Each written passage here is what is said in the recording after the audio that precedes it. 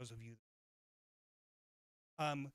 We had an opportunity to get with Bill Kerrigan, as well as Nick Kalachis from the Viper Room, executives from this little called, it's not Beyond, because they don't exist anymore.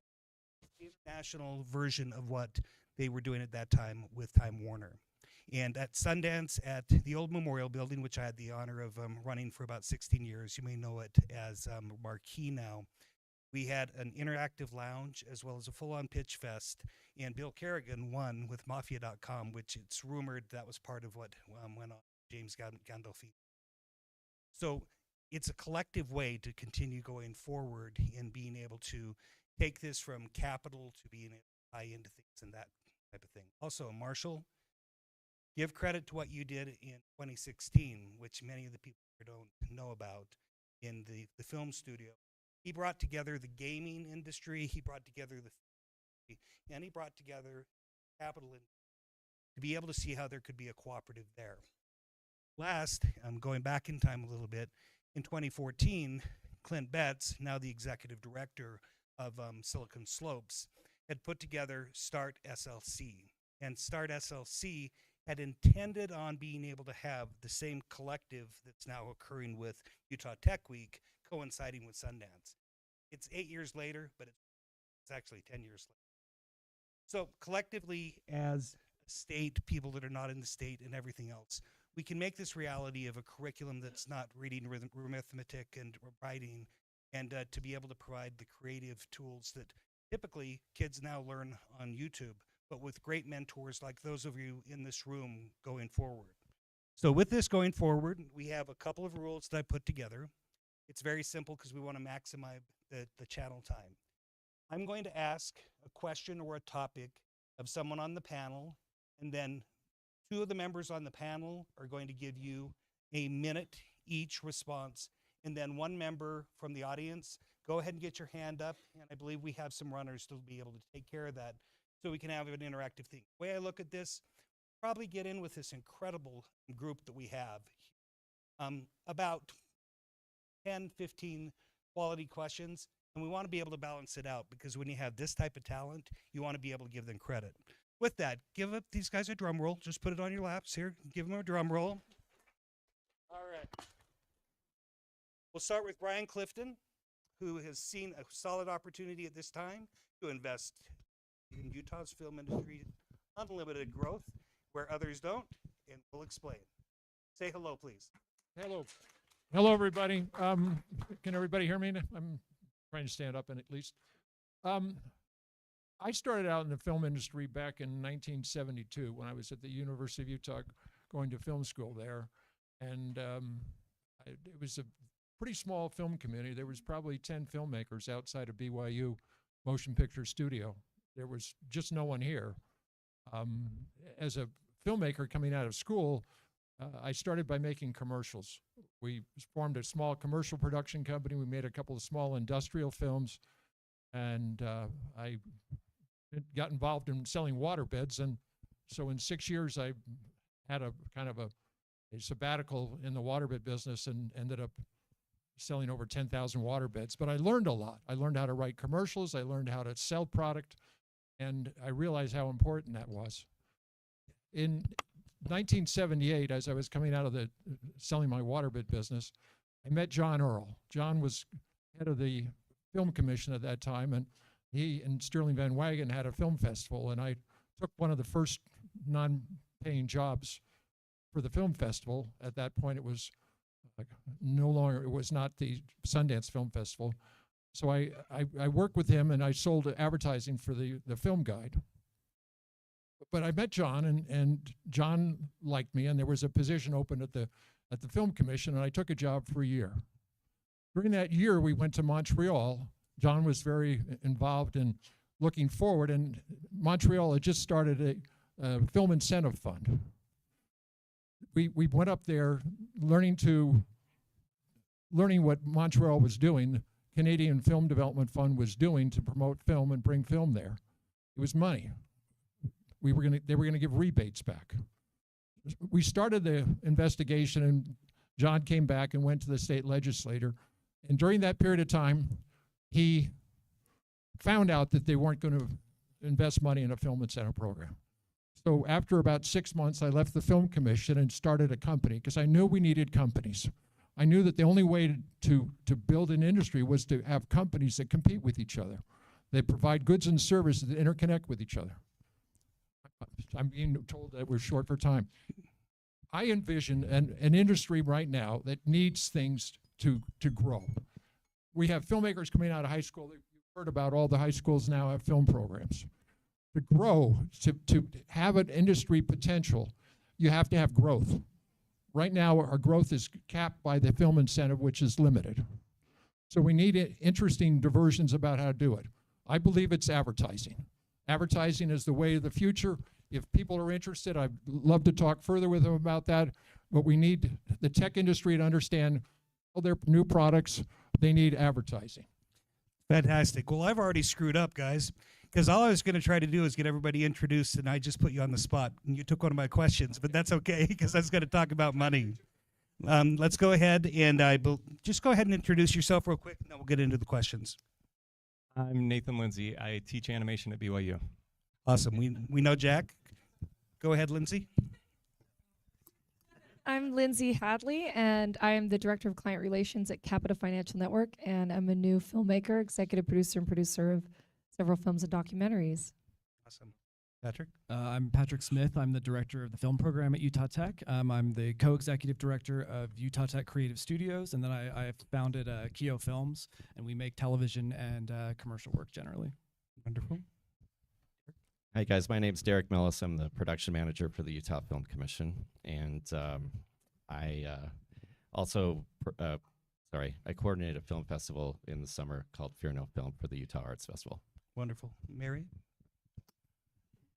My name is Mary Slauson. I own Proxyon Tax.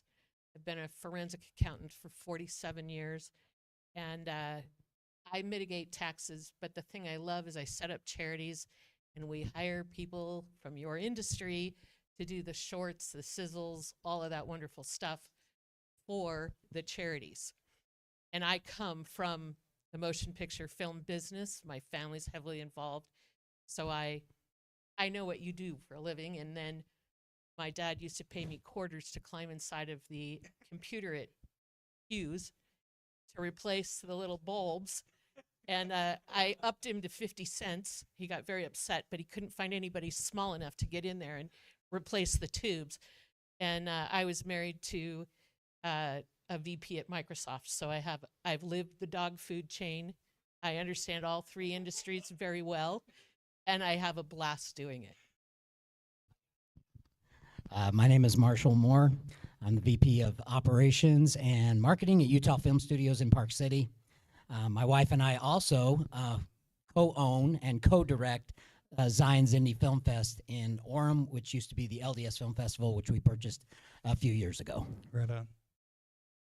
And I'm Sydney Keddington. It's an honor to be here. I work in early stage venture with a firm called Kickstart. I see some familiar faces in the audience. Most of you are probably more familiar with Kickstarter. So to be clear, we're Kickstart, which is a kind of traditional institutional VC firm. And while we don't focus on, we focus primarily on enterprise software, but we've done some in the film space. And I'm a creative, I'm a musician, singer-songwriter. So I can appreciate aspects of this and happy to be here. Let's talk money. She can sing later, whoever that was. Taking into consideration money, let's kind of have a rapid fire round here. I think that probably Jack, as well as Lindsay and Mary and you, would be best to address what he's talking about. How are we going to come up with this money? Is it going to be the incentive that hasn't really ever worked? Is it going to be a private incentive? Can we think of ways how what you've proposed to me for almost 10 years is something that can come to reality? Please, go ahead. We'll start with you. With me, others may speak to this even more. I mean, I think just from what I will say is, from my perspective, the filmmaking process is very analogous to the startup building process. And so as a sort of, as a generalist firm that does have an affinity for sort of enterprise software, I can't speak in detail to like the film funding process, but I can imagine there's so many similarities in terms of the journey that one has to go through, putting the pieces together. So much behind the scenes, pun intended, I guess, that folks don't understand or realize. And so, from a funding perspective, I feel there's maybe a lot I could actually say on like I don't know exactly where we want to go with that, but I'll tee it up in that way, and we can see where the conversation takes us from there. I'd be happy to answer. There's some incredible innovations happening in funding in film at the moment. First of all, I have the privilege of being an advisor to Angel Studios Venture Capital Fund. For anybody not familiar with Angel Studios here in Utah? Okay, great. Everybody's aware of the disruption that's going on in Hollywood with their model. Under the SEC regulations, we can raise up to $5 million from unaccredited investors through crowdfunding. And they've been doing that for projects, but also using technology for the distribution and actually to kind of see if the dog wants to eat the dog food. They have like focus group testing in their guild and all these amazing things. But I've spent my entire career raising money in the philanthropic space. I've received benefactors and 501c4 and DAF monies and corporate sponsorships to underwrite campaigns and events for worthy causes, or sizzles for nonprofits like Mary. I've helped fund those things that are often considered overhead, and advertising is often really demonized. Funny enough, I was pleased to be able to make my foray into filmmaking as the executive producer of a documentary called Uncharitable that was an Oscar contender. Ed Norton's featured in it. Stephen Gyllenhaal is our director. And that film was all about the demonization of overhead and how we have to rethink that it's truly archaic in the nonprofit world to say that you can't spend money on talent, you can't spend money on advertising, and you can't take risk, all levers that we know are vital in the private sector. But I'll just say the biggest thing that we're doing now is my partners and I have launched a film fund called Harbor Ventures, where we're going to actually create a 501c3 for the first time in cinematic history that will be an evergreen fund for feature and narrative films. Documentaries have been doing this a long time, leveraging donor dollars into docs. We're doing it now for $60 million Netflix shows with A-list talent. So imagine, I'll just say this just this one example, think Blood Diamond, right? It changed the way people think about their ethically sourced diamonds. There are many feature films that give you insights to, the plight of human suffering and how we can make a difference in the world. Movies that are basically, there's this really cool rabbi that was a Jewish guy that I follow named Jesus. He used parables to help change the world. Stories really are effective. And anyway, I've just really believe philanthropy is the wave of the future in brands. And I think that we can think differently about how to make the world better.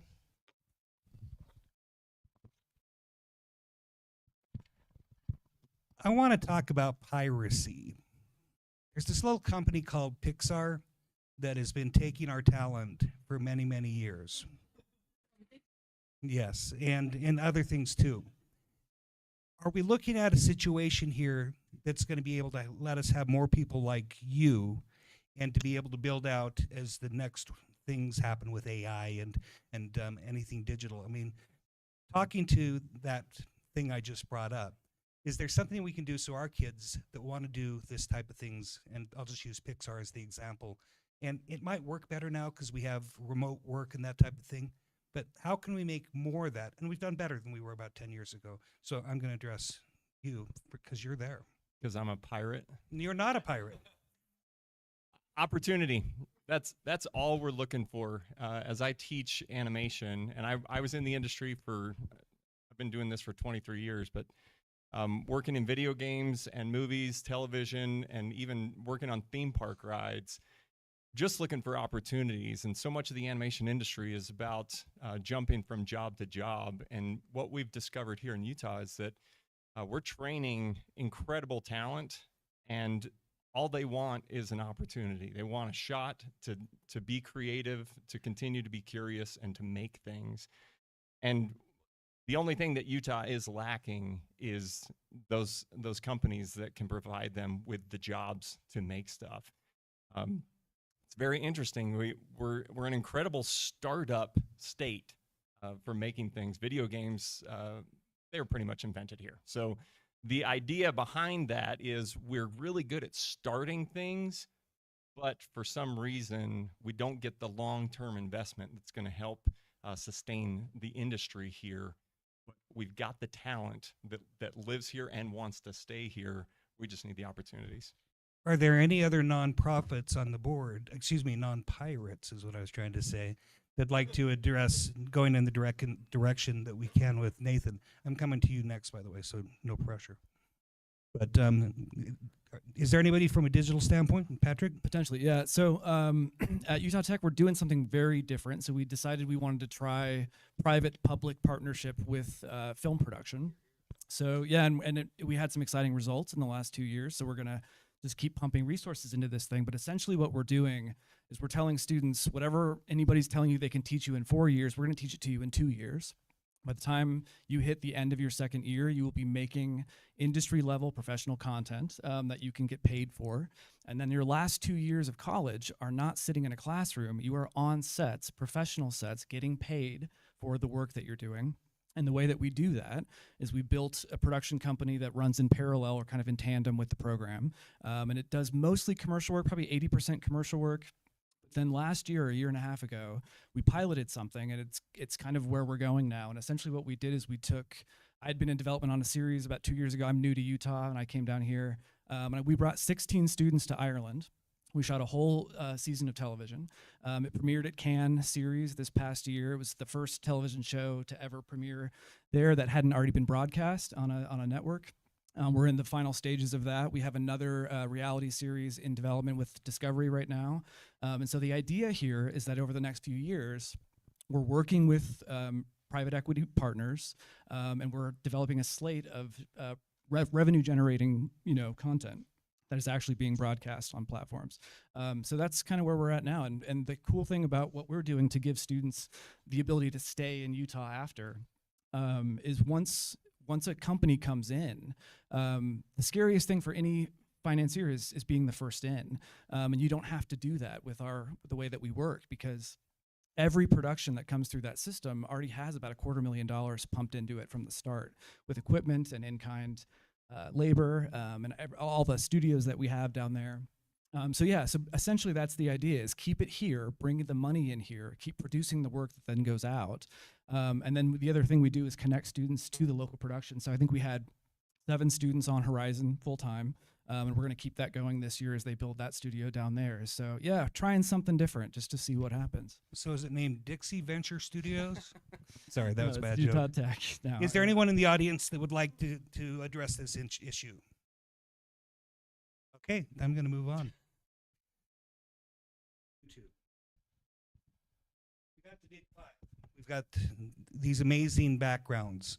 We have the main streets that are there.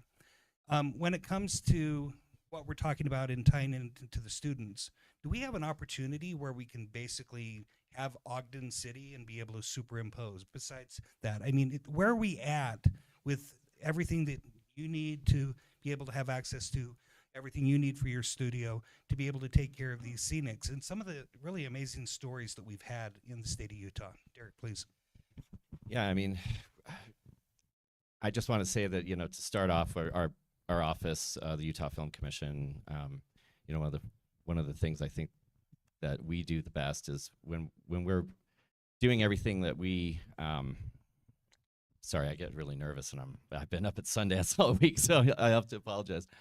But we have a film incentive program, and it started back in 2005, and it's slowly grown to where in 2022 we had SB 49 that was passed that created the rural film incentive. So currently where we're at, it's about 6.79 million in incentives. It's 1.4 and a cash rebate, 6.79 the tax credits, and then with this additional 12 million.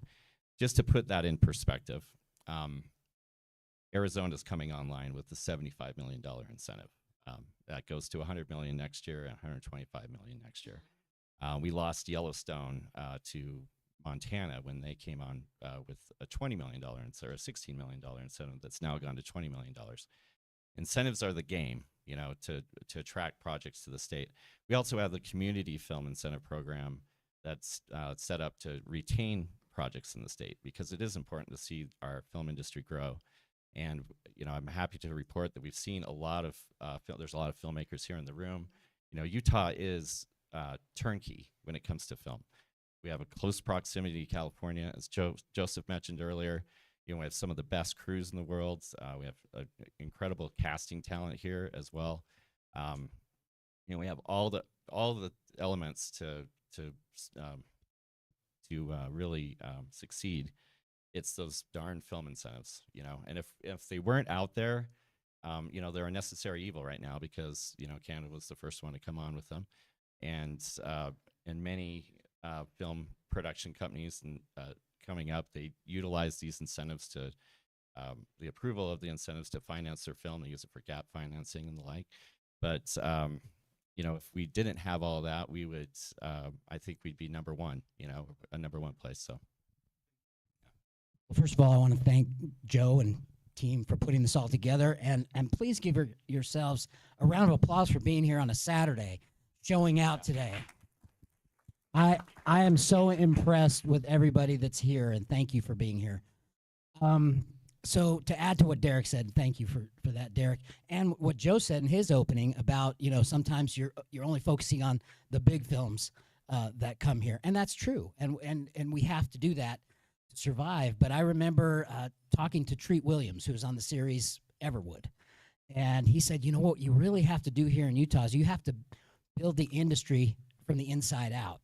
Because we were getting a lot of productions that were coming in, hiring local people, but a lot of the department heads already had relationships established, and were coming in and hiring, let's say, day players or to fill out the crew.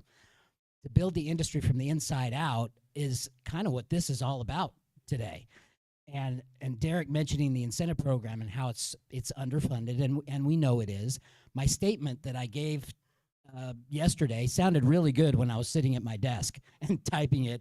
Right now, it might be, we'll see. I said something to the effect of Utah is always open for business, but how wide open is the front door? And that's what just came to my mind. And I'm like, how am I going to explain that? But I think you all get an understanding of what that means. We're limited in our abilities to attract a certain level of production, for one thing, because we get capped. We're capped off. We're kind of shut down at a certain point if you need the incentive program for your production. And at the studio where I work, that's one of the things that happen. 90% of the things that come through the incentive. And so we're limited in our ability to attract long-term TV series. And we've seen that. Like Derek mentioned, Yellowstone had to go because we were limited. So I say what we're doing here is really going to help us build the infrastructure, continue to grow it. We already have it, but continue to grow it with companies like Redmond, MPL, Redfinch, companies that are already established here, but we need the people to match the incentive. That's one of the things, too, is we run out of talent, and that talent does have to come in. If we grow our incentive, we have to also grow the infrastructure. And we talked about this back in 2016. And I'm going to make you basically the scapegoat for the entire tech venture industry. Just be ready. All right.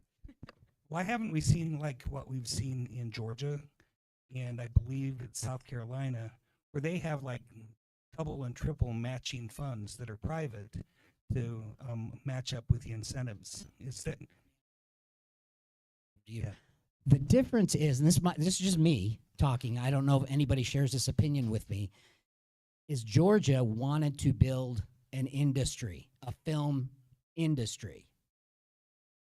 Utah likes the film industry, but doesn't want to build a film industry in the way that other states may do, especially Georgia. That to me is the difference that I saw. There was a conscious effort to say, we're going to use this to build an industry in here, and you can see that it's worked. Here we have it. It's nice. There's some things that are great that are happening, some companies that are established, like Kaleidoscope, Angel Studios was mentioned, the companies that support the industry. But overall, to build an industry, it needs to be larger and more consistent. I think others are going to have good stuff to add on this too. What I'll say quickly, and I think your initial opening statement is a good one, by the way, in terms of Utah. And seriously real time, I'm thinking it really is so analogous to the startup world. I spend a lot of time in emerging markets. And when I look at kind of what unique assets each geography holds and what propels growth, one thing that comes to mind is that in the venture world and in the startup world and also in the film world, it's very much a long game. And in our world, there's a long tail of those kind of like larger outcomes that everybody's aware of and that makes the region, gives the region notoriety, is preceded by a long tail of lesser known startups that ultimately cultivate that opportunity, right? And so it feels, again, very analogous. And I think that that's, from a funding perspective, on the incentives point, also critical as the infrastructure and ecosystem and structure is built. So I'm going to pass it on, but I think that's really important.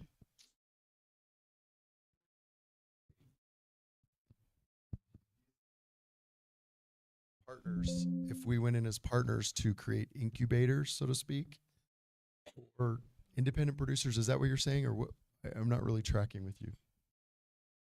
I think it's when I think about what makes, and again, I'm coming with a lot of bias here, but what makes Utah interesting on the enterprise side is these incredible outcomes that we've had within the enterprise world. And so the fact that you've got these founders who are now deploying capital and talent back into the ecosystem, it's this flywheel. So largely it's on track with what you're saying. Yeah, we have four projects right now that we're looking for shorts. Because I create charities, those charities have to have websites and they have to have a way to raise money for their charity. So we use sizzles and shorts and all kinds of crazy stuff to basically promote that particular charity. And I'm working with the Jolly Green Giant in the back room here right now. We have a client who has owls and she rescues owls.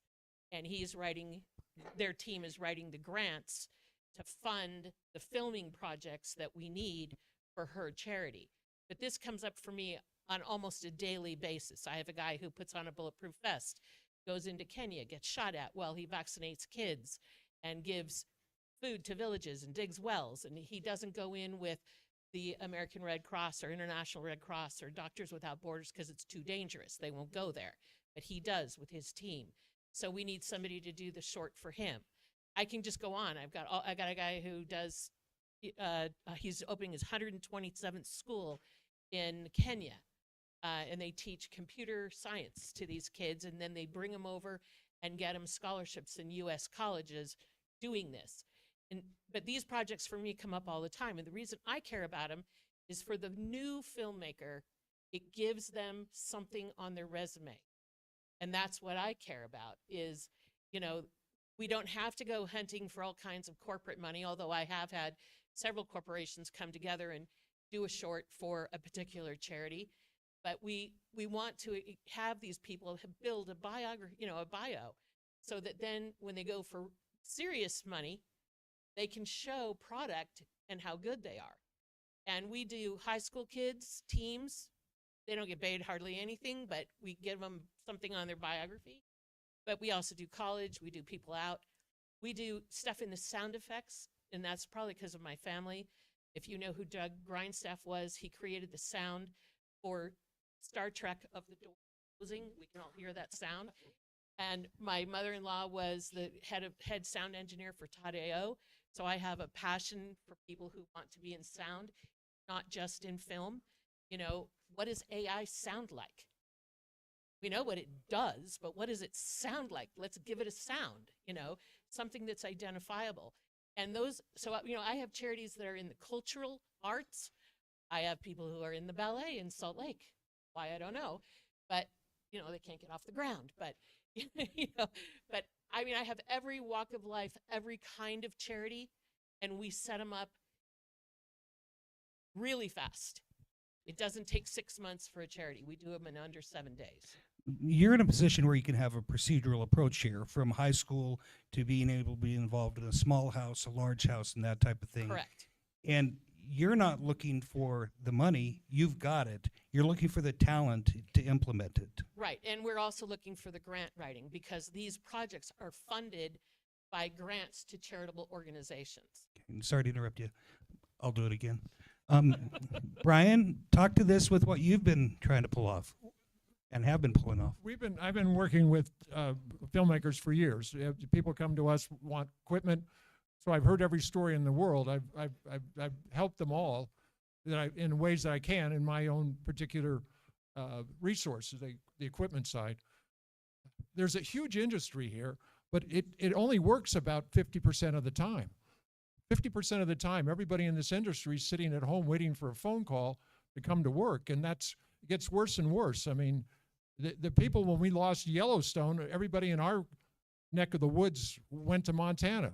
They went to Texas. They're heading to Texas next. As soon as May rolls around for the last half season of Yellowstone, before they head back up to Montana. The crew can travel, but the state needs infrastructure. They need a way to take an industry that is sitting around half the time, waiting for something to happen, to connect with money, to make money. That's why I was so excited about investors being here today, because we have the know-how to tell stories and to do it well and to make a difference, but we need people to come in with money to inject in a manner in which it makes sense for everybody involved.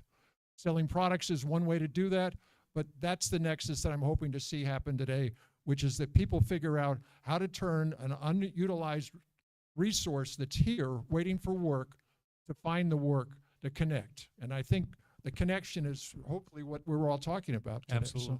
Jeremy, please introduce yourself. Oh, okay. I'm Jonathan Martin. I do some stuff. But what I was going to say is those of you who know me know that I've been involved with certain projects here in the state recently. And Utah right now, and I think this is part of the reason why the tech industry has been able to grow as rapidly and get state support, because it has identity. As I'm kind of talking here and have some experience with this. Are you going to make us a flag? Should I make you a flag? Yeah, should I? I'm involved with the new state flag.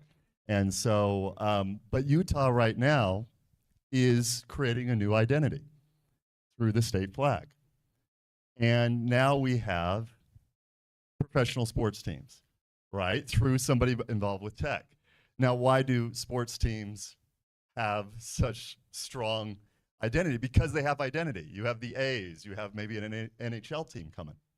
So my question is, as we're looking at tech, and this is my thing, so dealing with the flag, doing some lobbying, and things that come with that, is I remember Senator May, who I've been working with a lot, when he talked about Yellowstone. It's not so much that these people, so this is my experience, are against an incentive. What they don't like is people coming in and not acknowledging Utah in those productions outside a logo. We're not depicting these films or making a statement that this is in Utah. I run a film festival too, and when I talk to filmmakers, and I just kind of float it out there, and I say, hey, if you got an extra 5% bump by setting the film and the characters in Utah, would you do that? 100% say yes. Yeah, they're all going to take the 5%. My question is, as we mentioned Silicon Slopes, Utah, these professional sports franchises, they say Utah's going to have 6 million people in 20 years. That's going to be the population. What is our identity, and what are we doing to identify and differentiate ourselves and establish who we are and give a definition to what we are so that we can move forward? Because I love what everybody's saying here, and I recognize it. Did he call it weird? Yeah, Utah's weird, right? We're weird, we're different. Once people Oregon come already has here, that one. and so that's my thing. As it comes here, is we're at the brink right now where we really are at a flashpoint in the state, and we have a new identity that we're coming to. So how are we going to do that with film and tech so that we can make these changes and can make the incentive raise and keep everybody here. Everything that you're talking about, but now maybe put a face on it. Really quickly, because of all of our diverse locations that we have in the state, and you can wagon wheel out of the Wasatch Front and get multiple different looks, and we attract a lot of road movies, and we have these beautiful small towns that we portray as anywhere USA, right? You can shoot away from the mountains and you can be anywhere.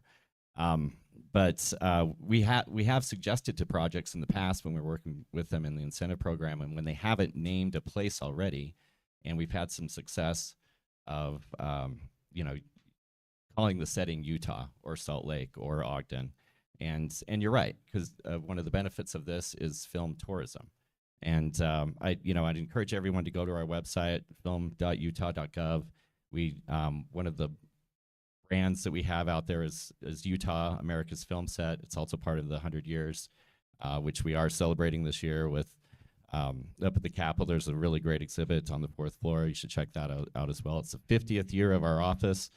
It's the 40th year of Footloose and Payson High School, not Lehigh High School. Yeah, you did say Lehigh Payson. Sorry, Joel. Payson is actually trying to bring Mr. Kevin Bacon out here with Payson to Bacon. So anyway, keep an eye on all those efforts. So. But you're right. I mean, and the great work that you've done with FilmQuest and attracting all these filmmakers here, and oftentimes, we'll set up meetings with those folks, and the first question they ask is film incentives, and if it's beyond Q2 of our fiscal year, we're probably out of them.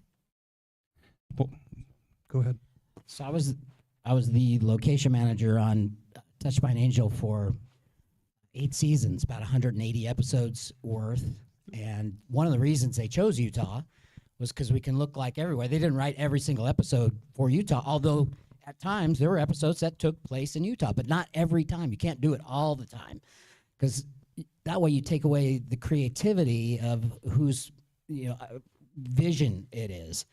But as Derek said, America's Film Set, to do 215 episodes of a show like that in one state, to make it look like different countries, to make it look like different small towns, big cities, deserts, that's all here, and that's great. And I know the Film Commission is working hard to identify Utah with the projects that are getting the rebate. The biggest example of that is High School Musical. Unfortunately, everybody identifies it with, it's New Mexico, right? But everybody knows where the locations are, and they come here and they tour those physical locations. So I know it's something that a lot of states and countries are looking at. How can you brand more with the money that we're given? It takes away creativity. Go ahead. Was when Senator McKay talked about Yellowstone leaving on the floor, it was the fact that specifically, nobody has a clue this is made in Utah. They just think it's Wyoming or Montana or anything like that. This was obviously after season 1. And I think that question was postured, like, what can we do to basically make this more relevant? Because I think, and this is just in my dealings, and then I'll drop the mic, is that it feels like, just when I have these kind of conversations on the side with them, is they want more Utah identity. They want to know how we're not going to be taken advantage of, and how we're going to be protected, and how we're going to put out Utah more and more. That's at least in my conversations. And so that's what I was just adding to that, just to clarify. I love your question about how to build an identity. I mean, right now I'm a bit of a gypsy. Me and my family have lived in all over the world, and I'm from Utah originally. When I think of Utah, besides Diet Coke, powdered snow, and plastic surgery, I think of the per capita, the highest, it's true, this per capita, the highest philanthropic state in the most generous country in the world. So we are people of deep care for other fellow human beings and giving. And what I do see our potential being, instead of maybe, I like what you're saying about more stories about Utah characters and identity for Utah as a landscape, and our cultural mores and stories being told. But I actually think maybe we just triple down on what we're really good at, which is getting behind others. Per capita, we have the most refugee resettlements here. We have a diversity and language. I mean, I don't know if you guys know this, but the Olympics is the only second one in history that ever was profitable. I mean, we really understand how to do a global community way better than anyone understands. And what I would just say is that I believe that the future of Utah's filmmaking could be social impact. I believe we could tell stories that are not just art for art's sake, but art that has a mores and values that we're trying to actually guide, and we could become those luminaries. And the idea of leveraging philanthropic dollars to fund, I'll just give you a little, funny enough, Kevin Bacon is actually one of my clients, so you're literally 1 degree from him now, but, and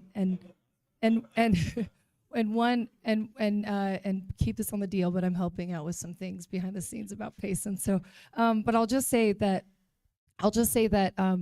you know, in working with Kevin, he has a charity called 6degrees.org, which is the charity that I helped consult for years. And one of the things that they've really been is agnostic, you know, this idea of being cause agnostic and not just being like, hey, get behind us. If we get behind others, imagine if Utah could be, we have so much money here thanks to Silicon Slope's success, thanks to the metric-based religion, you know, foundation that we have here. We have a lot of amazing resources and know-how. If we could leverage that to actually tell the stories we want the world to understand and know, and overcome diversity and divisiveness, and we could actually be a place where there's a lot of good doing. We can take philanthropic dollars into 501c3 vehicles. I just recently, I'm executive producing a film that'll be the most differently abled cast and crew in cinematic history. Matt Damon and Ben Affleck are my executive producers alongside myself. Jessica Alba's starring in it. It's called Flash Before the Bang. We go into production in the end of March in Portland, Oregon, because the film is a true story of a high school running team that was all deaf, that once stayed in Portland, Oregon. But the reason why I'm bringing this up is I was able to bring Jim Sorensen and Krista Sorensen of the Sorensen family here in Utah to underwrite through their 501c4, through their donor dollars, to help underwrite this independent film alongside Nike executives. And this film is going to be made like you would a doc, but it's a feature film. And the idea that we can do that now, and The Chosen, that Angel was a production, really helped pioneer this. I mean, they've done over $200 million in revenue, 70% of which has been donor dollars. So we can actually dictate the stories we want to be told by our philanthropic dollars, by our giving. We can get the major religious institutions here and government dollars and philanthropic dollars and corporate sponsorships, and we can actually parlay them into storytelling like never before. And guess what? These vehicles that it ends up in, these production companies and these properties that are films, they're for profit. The people that are getting paid and the filmmakers will make money because of the generous giving of others, enabling them because they understand the value of art. Just like we underwrite an entire art museum, just like we underwrite entire art exhibits, we can do this with film. And I believe this is the future, and I think Utah could literally be the best in the world at this, and the first. A quick answer from Derek. And Well, I was just going to piggyback on that 2 ways, but you brought up a really excellent point. And, you know, I work with a lot of film commissions around the world. We are a member of the AFCI. In fact, Biga Metzner with Moab Film Commission is on their board. Virginia, that's here tonight, was on their board. What I want to say is like how, you know, as far as identity goes and culture, you know, it's done so differently in Europe and other countries, you know, where they actually fund these films. You know, I was at a Sundance film called Reynes that was amazing, and it was, you know, a Lima Peruvian director, and it was funded by the Switzerland money and by Spain, and you know, and then they used incentives somewhere else. But you know, we don't do that here. We don't have co-productions here, and you know, but it would be amazing to look into that. And I also want to give a quick plug to the Utah Film Center. My better half, Mariah, she's the executive director there, and they have a fiscal sponsorship program very similar to what you're talking about, where they extend the umbrella of their 501c status. And they had 4 films that were fiscally sponsored by their office that made it into Sundance this year. Their executive, their founder, which is incredible. All 4 of them won awards at the awards ceremony yesterday. Fantastic. All amazing documentaries that are going to create change in this world. So let's finish on this topic with you, Mary. I have not forgotten digital art, and I haven't forgot tech venture, so I'm going to be getting back to both of you, but I'm going to drop a bomb in the meantime. Go ahead. Oh, you're not her. You're her. So those of you in the room who know me, they know that I'm kind of direct. And I'm going to try and answer your question, because your question really is, how do we market this?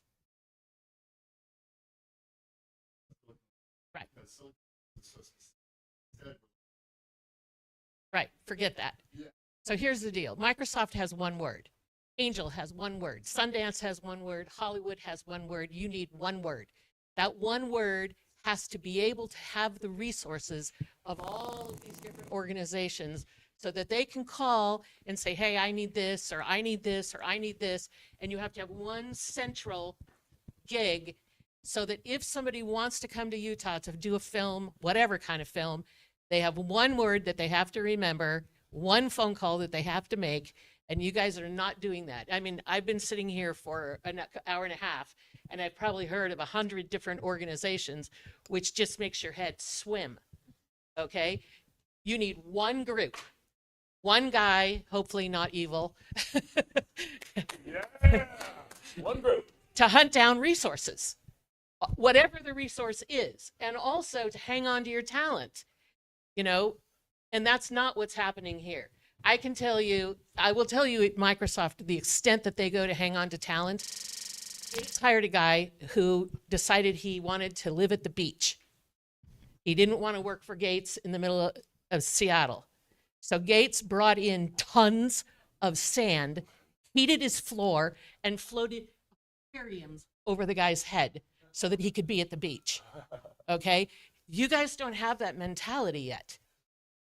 And that's what you need to be phenomenally successful. In other words, this has got to be the film entrepreneur's place to go.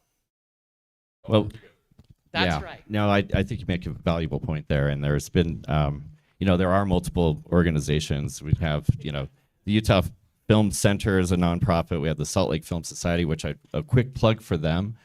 They have a film that they produced through their MASS program that is Academy Award nominated in animation in the short category that Jared and Jerusha Hess directed. You know, I was fortunate enough to get down to Bogota, Colombia, which their brand down there is, or they're saying is, come shoot in Colombia, we won't shoot you. They started that. There's now like 5,000 production companies in the country of Colombia, and it's a really great place to go and you know, make films.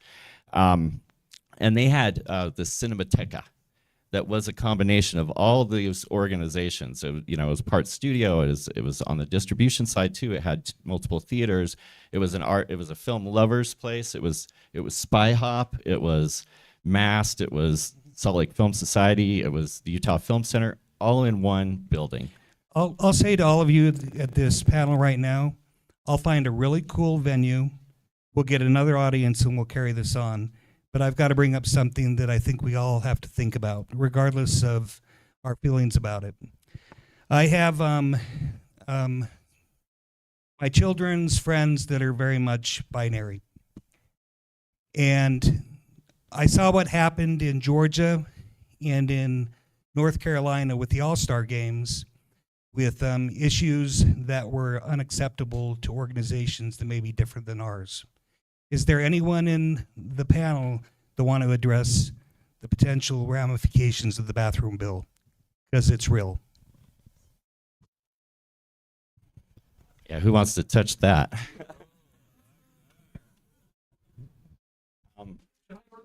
Yeah. You know, when Marshall, do you want to? Finance, No, I know. losing jobs. There's a lot of things. With professional sports, it costs both of the states billions of dollars. That's all.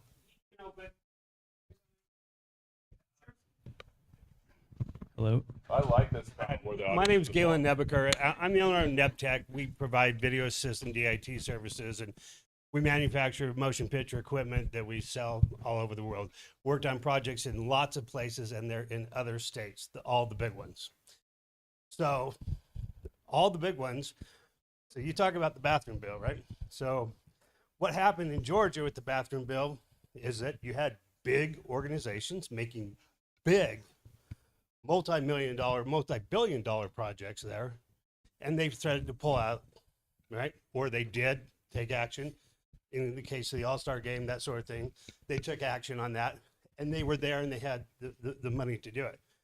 You mentioned speaking to the legislature about our funding, and the fact is that what we're doing here in this state is woefully short of anything that would attract the kind of work that is going to employ the other people the 50% of the time that Brian is talking about and actually make any difference whatsoever in the state.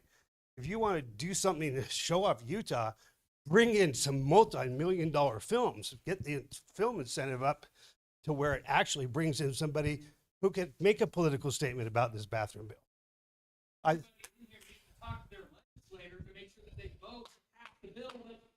Regardless of where you stand. And absolutely, I totally agree with that. And we need to talk to the legislature and do as much as we can. But every year it's short. And I'm not involved in this process other than I wrote my legislators. Some of them wrote me back, which was good. But I don't understand what the actual problem is in getting decent funding, because $6.7 million isn't anything compared to what's happening in Arizona, New Mexico, and Georgia. Thank you. Thank you, Mr. Nebeker. You've been neglected. So, there is a big fear about automation in certain industries, and AI is so scary with so many things going on.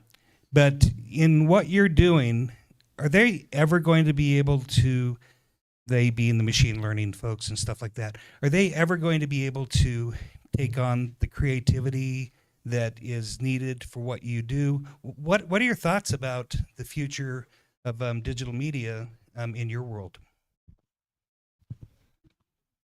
What a mean question.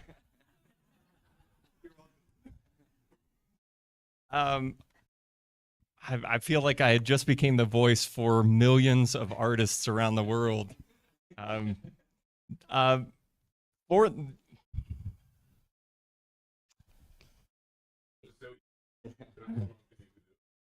Oh, there it is. So what's fascinating is most artists that I am familiar with across in my relationships and then professionally, artists and animators, it's the easy answer is we hate AI. What that means actually is we hate AI learning and where it's getting its resources from, because we talk, I think the comparison is we're talking about Utah being used as a resource for somewhere else. You know, we don't get the recognition for it. And I think that's where AI, the biggest debate is it's learning from all of the artists that have spent their lifetimes learning these skills, and then they're not getting credit for that. And so that's a big challenging place to be. If I had to speak for AI, what is fascinating for using is it gets us through the how much time it takes to go research. And I think that there has to be a balance in that. And I think it has been poorly regulated, as most things in our world are when we discover them. But the idea behind it is when we're doing concept, every artist is going to go find reference material. No matter what your field is, you're going to go and build on the shoulders of giants, and you're going to try and get inspiration from something else. What AI, I think, is very good at in our industry is giving us some inspiration to then piggyback off of. But we got to be really careful on who's getting credit for that and what we actually do with the resources that we are discovering. Cool. If I could just a Please. quick comment on that. I was with Adobe for about 15 years, and obviously Adobe's right in the dead center of a lot of this. Their product called Firefly, which is a AI-generated tool that you can create graphic images, etc. One of the things that Adobe's doing, and just to be clear, I'm not a member of Adobe now, and I'm not proposing or sponsoring them by any means, but one of the things that they're doing is they're working very hard to make sure that AI-generated content is properly tagged and properly referenced. And so one of the things that I think is important is as a society, we sometimes are really slow to adopt new technology or new platforms. When TV became the ability to watch it on your phone, we all got upset about that. When movies were able to be watched in your home and through a streaming service, there's always fear of what new technology is going to do to various industries, and eventually we figure it out. The sooner we figure it out, the better. With Napster and music and all the things that came about that. So technology is coming, AI is here, it's not going anywhere. And I think the best thing that we can do is, as people that have an interest in that or are investing in that, is to figure out a way to adapt it and to utilize it in the best way possible. Sticking our heads in the sand and trying to ignore something or say something's bad usually ends up becoming someone else makes that technology successful. And so yeah, I would say that, I think there are a lot of tools that are doing AI right now, a lot of investment going into it.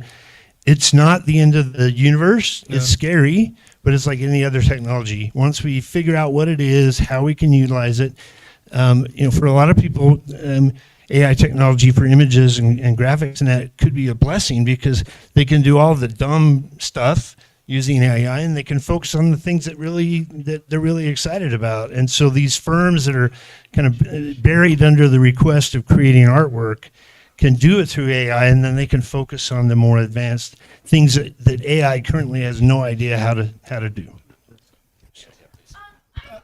We've got one right up here. Could we do the question in a second? We've got one right behind me. You wouldn't know that, I'm sorry, but we'll come right back to you.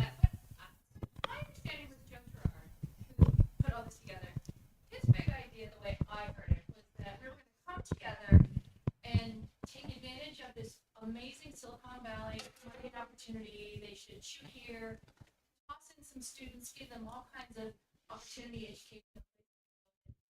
Our crew, and I'm not seeing how all of this is tying together to that.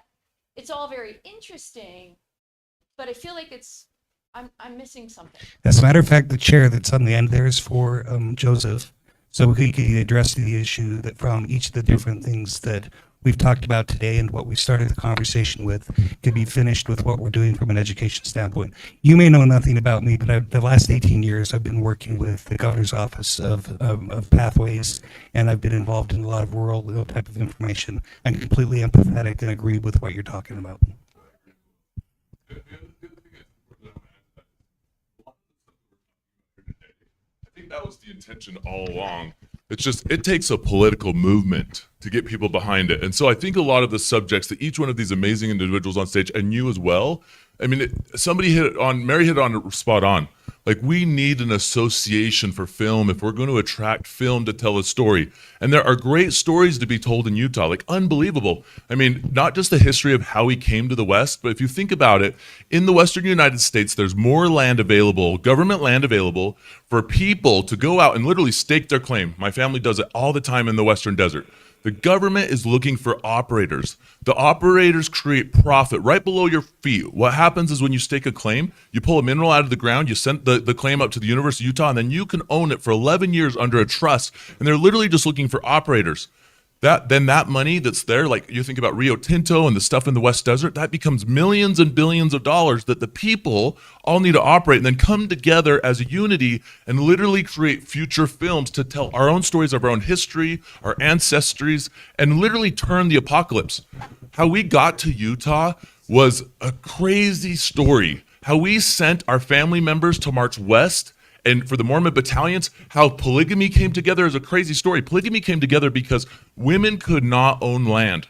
And so as all their husbands marched west for the Mormon battalion, they had to be able to own land and that type of thing. And so I agree with you 100%, but what we really need is we need a unity to come together with all of these amazing people. And hopefully Joel's inspiring them. Hopefully you're inspired, and we can create that unity to do exactly what you just talked about.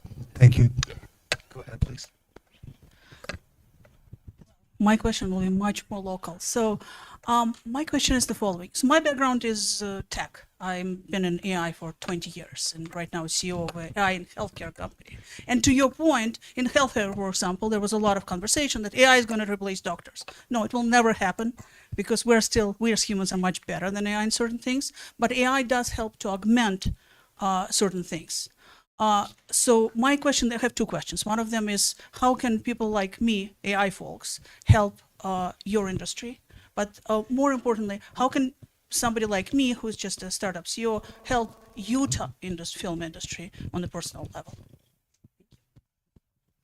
I mean, I think one of the things that we're thinking right now, I think we had a robust conversation about AI in the last 2 years, and finally we hit our conclusion, which was it's a freight train and you can't stop it, and it's going to get legislated eventually. But while it's freight training, you have to get on it, because these emerging tech, there's a small window where you can get on top of it as opposed to chasing after it after the fact. And so I think that's what we're doing with our students, which is essentially, if it can help you, if you find something that can help you achieve what you want to achieve, and you feel ethically okay about what you've done, go for it. Just go for it.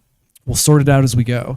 The other piece that I think has kind of come up a couple of times but maybe hasn't quite hit yet is, how do you get money here?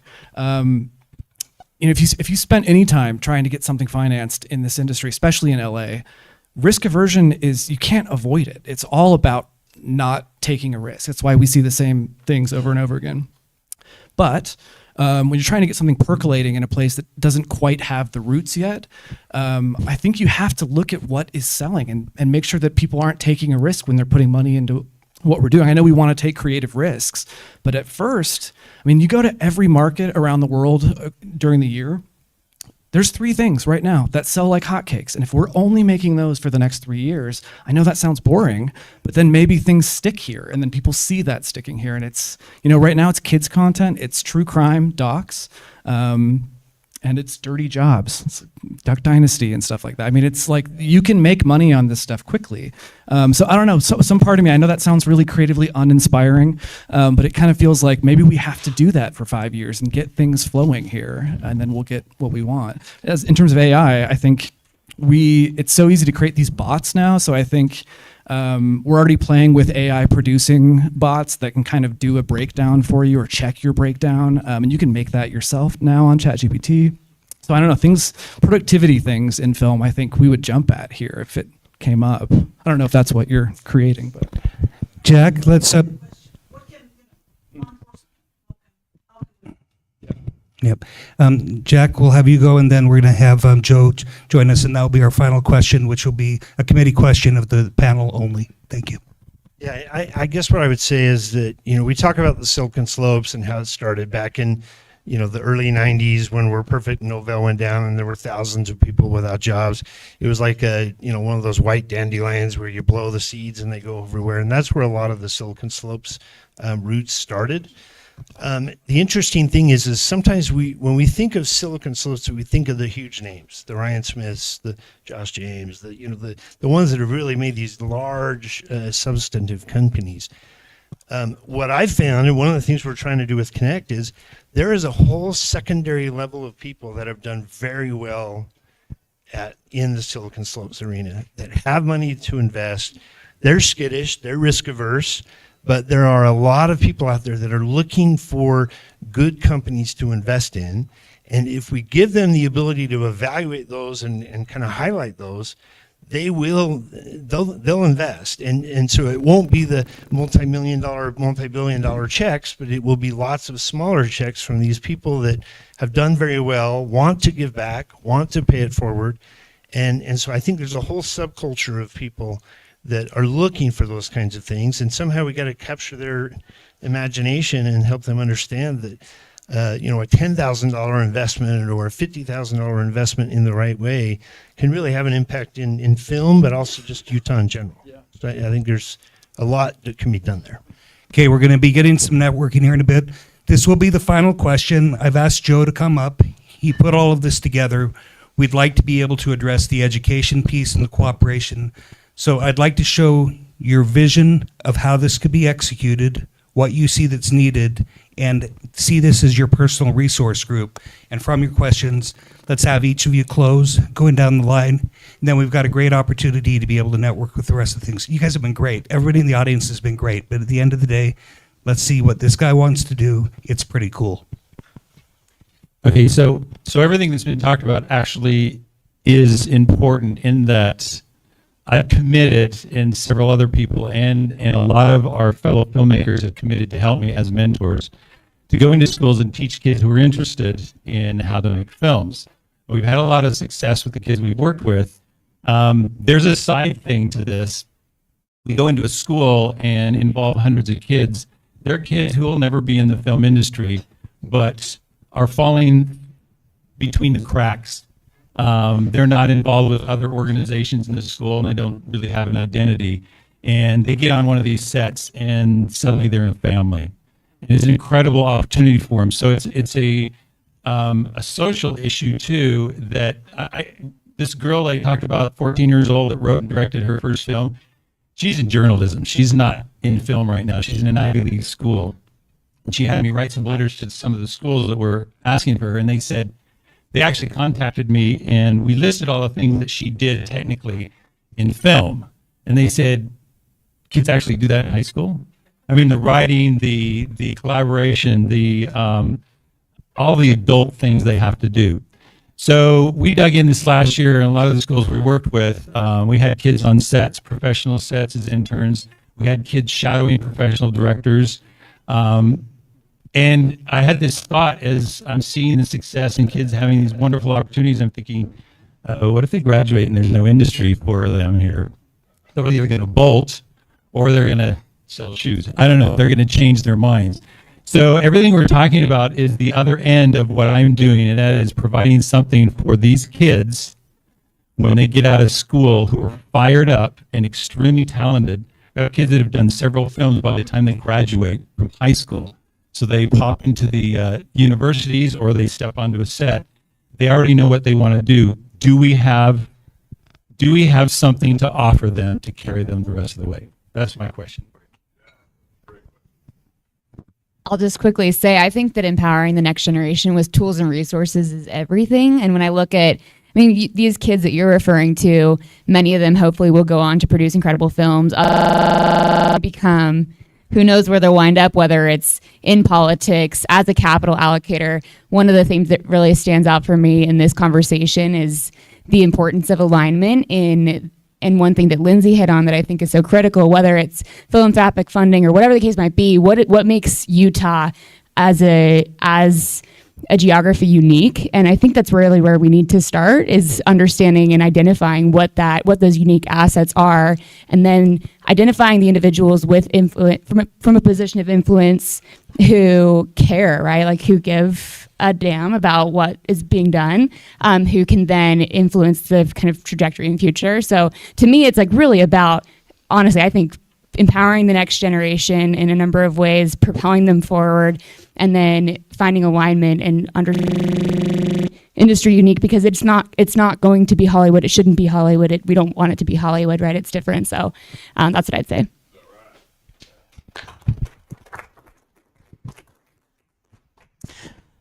So what we're really talking about here is jobs, careers, right? I mean, at the end of the day, everybody wants to be paid, right? Everybody wants to make a living doing what they love.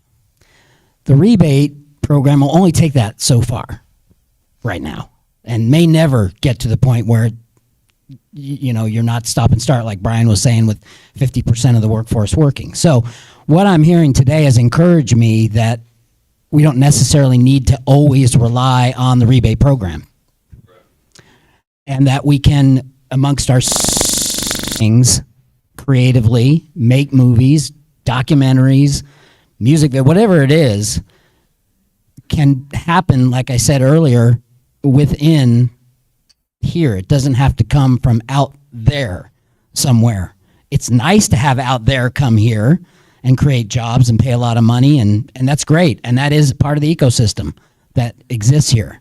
But what we're really talking about, what I'm hearing today and taking it all in, is we're talking about students finding jobs and careers in the state of Utah in the film and tech industry. But what I want to say is it shouldn't always rely on government and incentive rebates to do that. Yes, we want to grow that program. Absolutely. Commission and the Motion Picture Association of Utah fight for that year after year. and I've been a witness to it and been part of it. But really what has to happen is what's happening in this room right now. The incubation, I guess, is a word I haven't ever used, but I just did. Is, it starts inside and works its way out. Maybe use this one. Hold it way out here. There you go. Hold on, sorry. Here you go. Okay. So for me and what I do, I set up charities and I keep people from paying taxes, and I'm pretty good at it. And there's a few people in this room who can attest to that. What we want to do is not only teach people how to make films and how to do things in the industry, but we also want to teach them how to become wealthy without doing super stupid things. And a lot of kids who come out of high school and college, even people who I work with who are interns in the illegal profession, have no idea how to hang on to their money. And so what I want to do is have kids become not only successful in their careers, but successful in their families, all around broad success, not just in one piece. Balanced human beings who are decent human beings. That's important to me. Every morning I get up and I relieve human suffering. That's what I do for a living, on one form or another. And what happens in this room is you get to know each other, so that when I need somebody to do X, I know somebody who does X. And when we're talking about building the film industry in Utah, we have to know each other, and we have to know each other's skills and talents and the things that you're passionate about. And that's what these kinds of events do. Okay? And then this will eventually grow into its own animal. But I will suggest to you, the gal with the AI, I can remember when I first started in my career, we didn't have cell phones, and we had the early Apple computer that everyone thought was going to put them out of business. Okay? And today we can't live without a computer. And it's going to be the same way with AI. We have to figure out how to use it in the film industry to make it so that we are the absolute best in the world at it. Okay? And that we use it in a humane way, so that it brings about jobs and careers and those kinds of things. And it's no different than the first Apple computer. And that we look at it in a different way. Now, the other thing I will mention to you is if you are a corporation like Bomba Socks, who gives 10% away, really they're giving away wholesale, right? But they're giving away 10% of their AGI through a charity. And they advertise it every single time they run an ad. And that's part of what I do. We do corporate stuff, we do private stuff, but we bring people together and connect them for a positive result. I'm super excited about what you do. I want your card, actually. I do too. I'm hoping somebody can actually make an app. I'm really dwelling on this whole idea of like us just being so disjointed in the film industry, as it was pointed out by you. I'm hoping that we can. I mean, I think it's the goal of our office with our crew directory, our support services directory, but we're only 5 people. We do as much as we can, and I think we all do a really darn good job. But I'm thrilled that we're having this conversation here. This is, for me, this is a full circle moment. Before I worked for the Film Commission, I worked in the film industry. My son was on the way. It was winter, which we don't get a lot of work in winter, and my phone didn't ring, and for a few months actually. And I was getting a little nervous, and I thought, well, I'm going to have to change career paths, and I happened to get a call from the Film Commission to come in and cover for somebody for a few months because I was the only one in the locations department that nobody had a problem with. But, while I was there, I was like, it opened my eyes, that there were so many other film companies out there. I worked on the television series Everwood, and we knew about Touched by an Angel, but there were multiple other production companies doing some really great things. I think we need the investment of capital. 100 years ago when the film industry came here, Westerns were king, right? The Western genre, I'm not banking on Horizon being a huge success. I'd love it to be, but people don't watch Westerns anymore, you know? But that's what put us on the map. We need to find something that puts us on the map. And personally, I think it's our people. When people come here to produce, they meet, you become a family on a film set. And I think it really is. It's the charitable giving of our people. It's why Sundance is such a success with all the volunteers it's able to have here. But all those components are right. Just need to come together, and I think they are.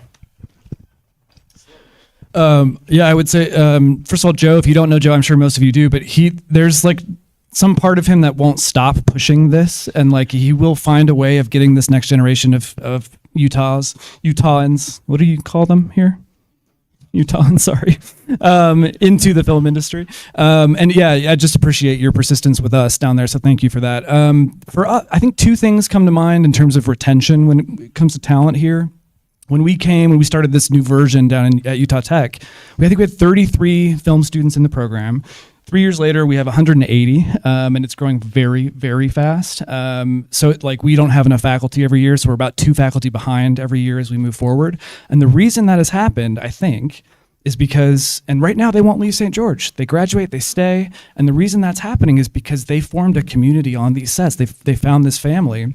And so they all love each other. And so the second they got out, they did an independent feature. And now they're building in kind of an independent scene down in southern Utah. And that, if you've been to Austin or you've been to Georgia or places where things are kind of starting to grow, that is what starts it, is a bunch of people who don't have a ton of money, but they have a ton of passion and they're connected somehow regularly.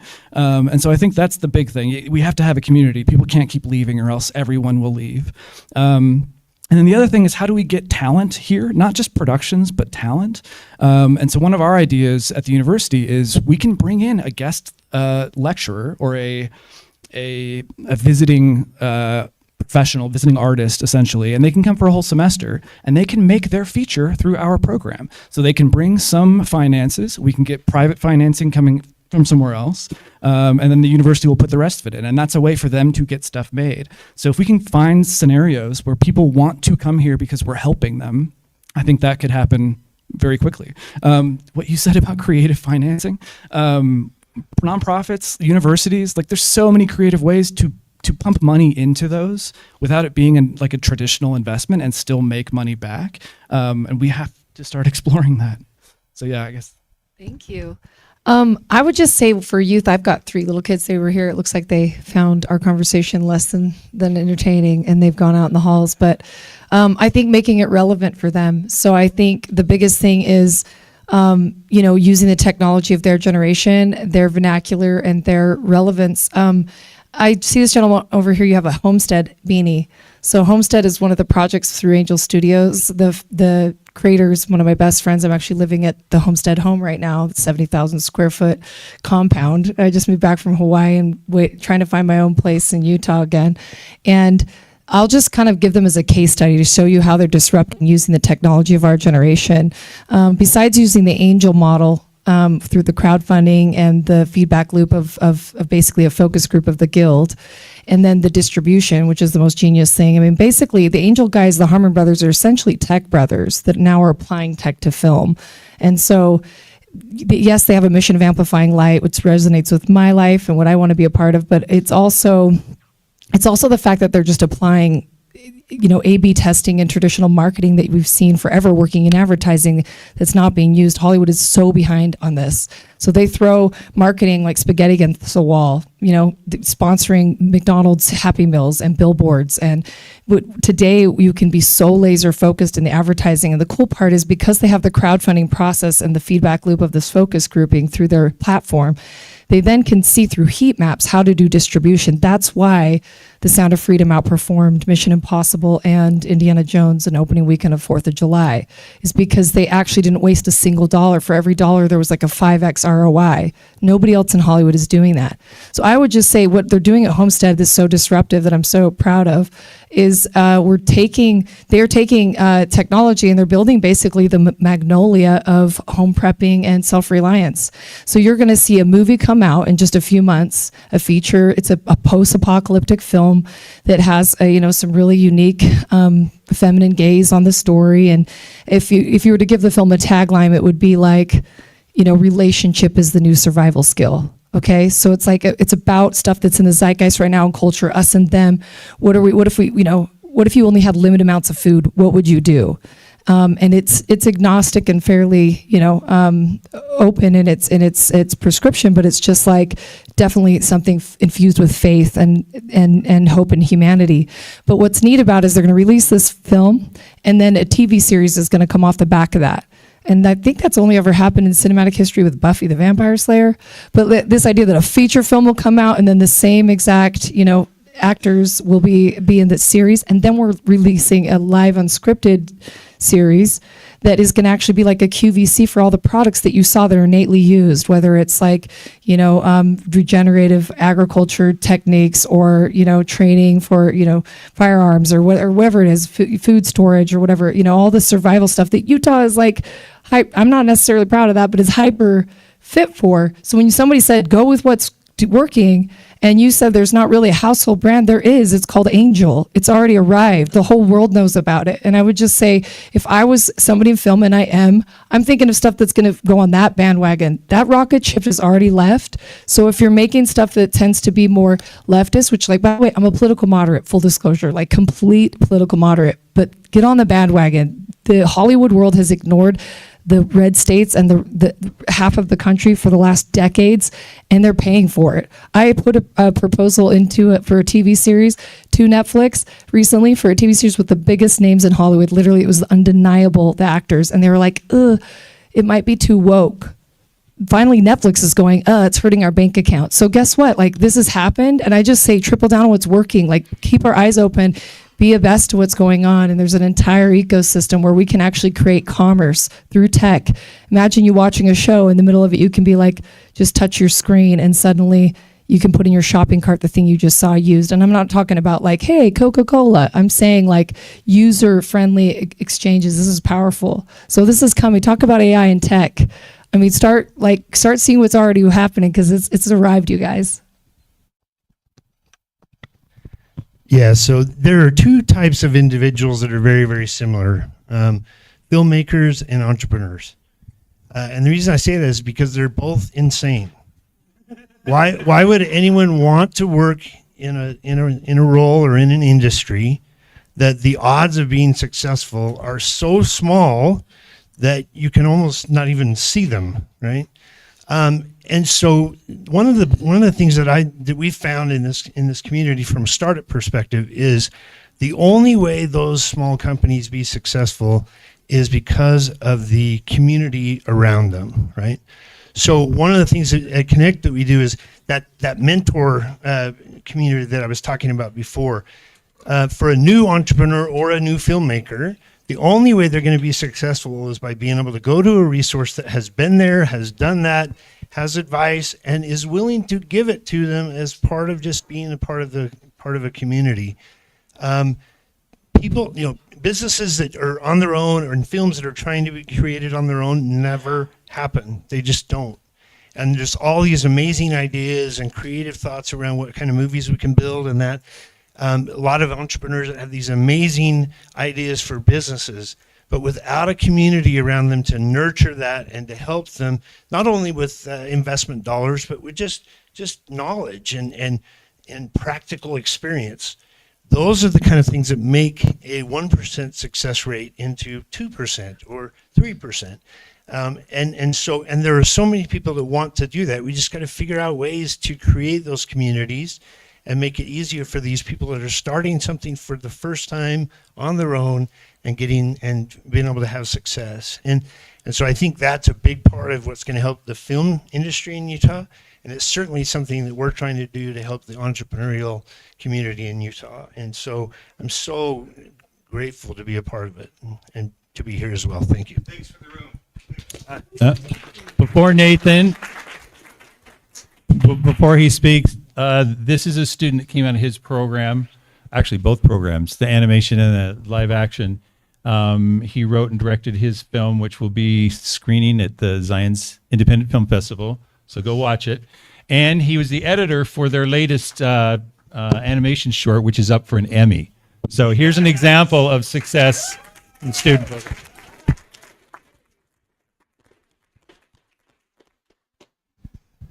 So it's interesting. As I think about what incentives and rebates are for with companies, if you think about it, how many purchases have you made because there was a rebate offered?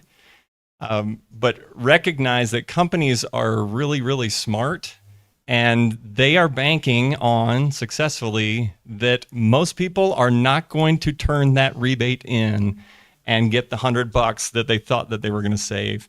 And so when I think about incentives and rebates for the film industry, it's not to benefit us. There's somebody else behind that, and I just think we have to create a sustainable industry that is fueled by the creatives. And I think there's a bit of smoke and mirrors with any kind of a rebate system where we're being played a little bit. I believe in the mentoring system so much that 6 years ago, I became a professional mentor. I left well, not directly, I still do freelance stuff, but I stopped being a full-time animator, which I love, because I recognize the value and the importance of mentoring the next generation. And that's what we're here to do. And I love that we're bringing everybody together in different ways, because that's the only way it's going to be successful is if we work together.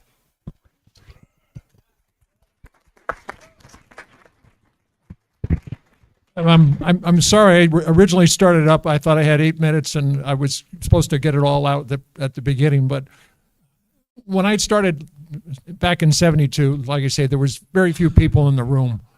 I look around today, and there's a whole industry. There's more than an industry. There's love.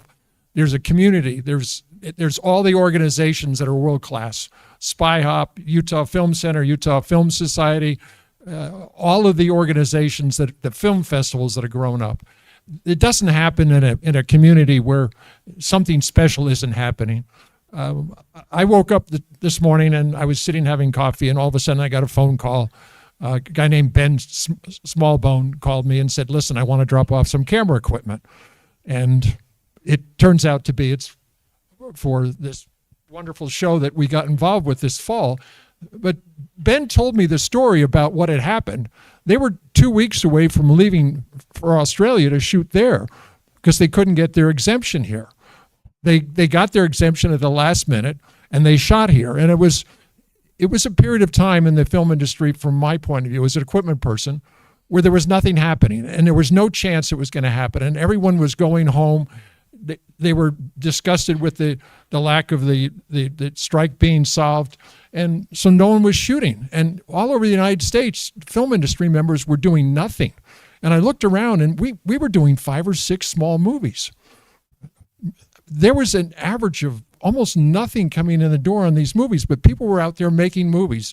They were filmmakers that didn't care, and they were making movies in Price. They were making movies in Helper. They were all over the state. It's amazing. We can actually do this. I'm inspired by some of the comments that went on. One of our ex-employees just came back from Austin, Texas, and he said, "It's amazing down there." He said, "We have all these organizations like we do here," but he says they're so well connected. He said, "I can't believe how well connected they are." So when I hear about the AI, we're not trying to recreate another film commission, but if the AI was able to redirect people, we've just built a volume stage at our facility, and we can't find anybody to come and use it. I'm giving it away for free, but we can't find anybody to come and use it that has some ideas.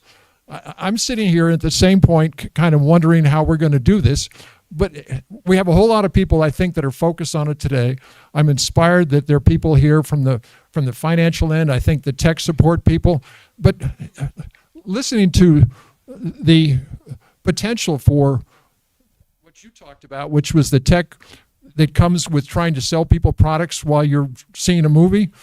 that kind of technologies could be the future of what kicks us off the, gives us our identity. I mean, I think the potential for Ryan Smith buying 3 major league franchises and have a TV network that would be based upon sports plays into skiing and all the other sports that take place all over the state. We could become known for sports, outdoor sports. They lend themselves, you begin to see the future, you begin to see the potential, but the connection is really what it comes down to. It's community. Anyway, congratulations all for being here. So Brian's amazing. We were working on some grants in rural Utah, which is one of the marginalized communities in Utah that doesn't necessarily get the props of being on the Wasatch Front. And he believed that there was an ability to go into the places where many of the scenics and the sites were put together before really anyone else except maybe you in this room that saw that can go on. But you now have Joseph pushing this. This needs to be an association of taking this idea to reality. And I very much appreciate all of you taking time today. We've got another hour, guys. Wouldn't it be great if you could get one-on-one with the questions you have after they go to the potty? I think so as well. One last thing. All of this has been archived on Mingle, M-I-I-N-G-L. This is Jake Strack. He's the CEO. So basically anything, Switch, X, Facebook, just look for Mingle. We've got a nice little video up there. Thank you very much, everyone. I appreciate you coming. And thank you.